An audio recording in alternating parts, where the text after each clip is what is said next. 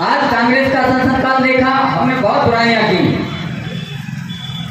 और वर्तमान में भाजपा प्रदेश भाजपा का कार्यकाल देखा तो मैं दावे से मन से कह रहा हूं कि प्रदेश भाजपा का कार्यकाल जो पिछला पंचवर्षीय जो निकली है कांग्रेस से कम नहीं है। जिस क्षेत्र में आप चले जाएं, हर क्षेत्र में भ्रष्टाचार, हर क्षेत्र में अव्यवस्थाएं, असुविधाओं की कोई कमी नहीं। जिन बातों को हम खरीदारी चल रही है, पैसे का खुला खेल चल रहा है, खरीदा जा रहा है लोगों के लिए। पूज्य वाजपेयी जी ने एक विधायक नहीं खरीदा, एक सांसद नहीं खरीदा था। उन्होंने यह कह दिया था कि ऐसी जीत के लिए ऐसी सत्ता हम अगर मिलती है किसी को खरीदने से तो हम चिमटे से भी छूना नहीं चाहते थे। लेकिन अभी भाजपा 35 17 विधायक खरीद रही है। कहां कौन से मूल्यों की बात कर रही है भाजपा, कौन से आदर्शों की बात कर रही है? भाजपा के लोग कार्यकर्ता गलत नहीं है, मैं ये दावे से कह रहा हूं। आज हिंडोरिया की जो दशा है, हिंडोरिया के कार्यकर्ता गलत नहीं है, लोगों ने वोट दिया कोई गलत नहीं है। लेकिन जिनको वोट दिया, जिन भावना से लोगों ने समर्पित भाव से कार्य किया, उनने उनको प्रतिफल नहीं किया, उन्होंने उनके साथ न्याय नहीं किया। मैं मन से यह बात कह सकता हूं, हिंडोरिया नगर है, लगातार अनेकों वर्षों से भाजपा को वोट दे रहा है। हम भी उसमें शामिल थे और हमारा बहुत सहयोग किया लोगों ने, और उनके सामने हम नतमस्तक हैं, उनके पैरों में सिर रखकर हम नतमस्तक हैं उन लोगों के लिए। लेकिन उनकी वोट का कभी सम्मान किसी ने नहीं किया, नगर का विकास किसी ने नहीं किया। इस मन से हम यह बात कहना चाहते हैं और इन्हीं सब बातों से व्यथित होकर हमने पार्टी छोड़ी।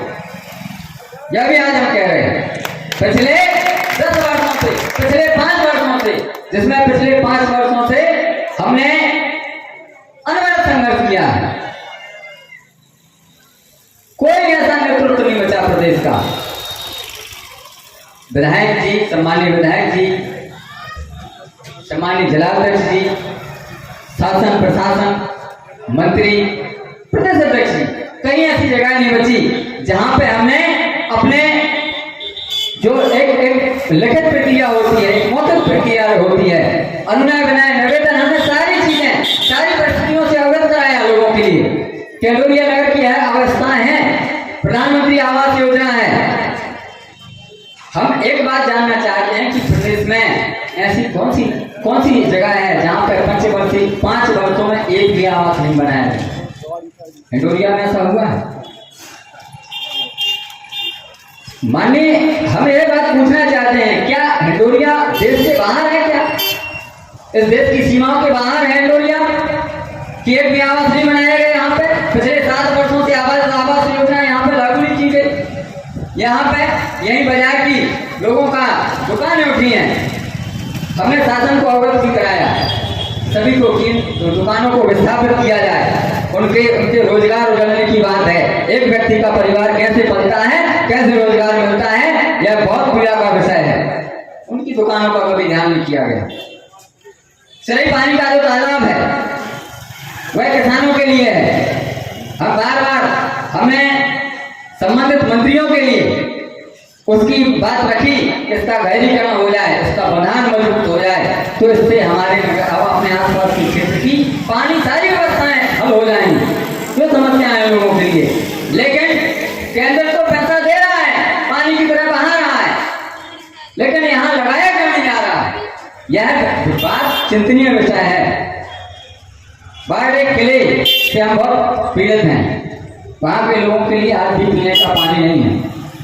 वास्तव में आज एक चेतन की धारा सबके अंदर चल रही है। एक ऐसे विचार, कई लोगों को यह बात लगती है कि तीसरी पार्टी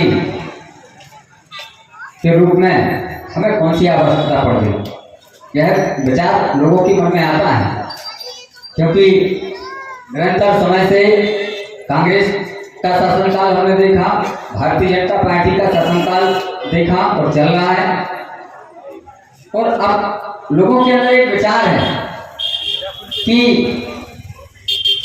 यह पार्टी, कई लोगों के अंदर एक प्रश्न बनता है कि इनको पार्टी की आवश्यकता कौन सी पड़ गई। यह तो धर्म कर्म का काम करते हैं, लेकिन कर्म का काम करने का मतलब यह नहीं कि हम समाज सुधार की ओर ना जाएं।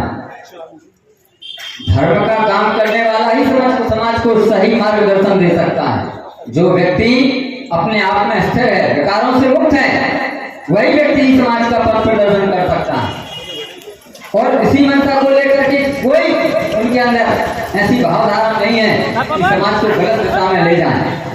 हमने आज तक 1 रुपए का कोई चाहे कि भ्रष्टाचार किया है।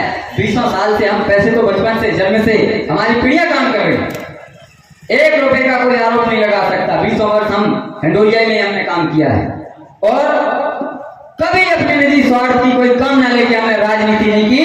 सिर्फ हमने सेवा भावना से यह सोचकर कि हम अपना समाज का, मानवता का, नगर का कैसे उद्धार कर सके, कैसे अच्छा अपना सहयोग दे सके, ऐसी भावना से काम किया है। कभी किसी को गिराने की बात, अगर हमारा कोई विरोधी भी रहा तो हमने उसका कभी हेल्प नहीं किया। कभी हमने मंशा से काम नहीं किया कि कोई पार्टी है हम उसका बुरा करे, नहीं। हमारी तो अपेक्षा रही है, हमारी ऐसा आशा रही है कि हम सबको साथ लेकर के आगे चले। जो हो गया उसको भूले, आगे चलते चले, किसी का बुरा नहीं करना। हम सिर्फ सकारात्मक रचनात्मक कार्य को लेकर के सामने आए, हम किसी का हेल्प करने के लिए नहीं आए। लेकिन वैसा हुआ नहीं। हम सारे भाजपा का जितना जो पैनल है, जितना जो चैनल है, हम सबको एक बार नहीं 2-2, 5-5, 10-10 बार लिखित मौखिक विनम्रता से और थोड़े से तलखी में भी बात करते आए, लेकिन किसी ने समाधान नहीं किया। यह बात हम इस मन से करना चाहते हैं। और आज जो हम निश्चित बात है कि संख्या बल में कम है, यह बात भी लोगों के लिए आती है कि हमारी संख्या कम है। संख्या कम नहीं, हमारी भावना बहुत पवित्र है, हमारी मंशा बहुत पवित्र है।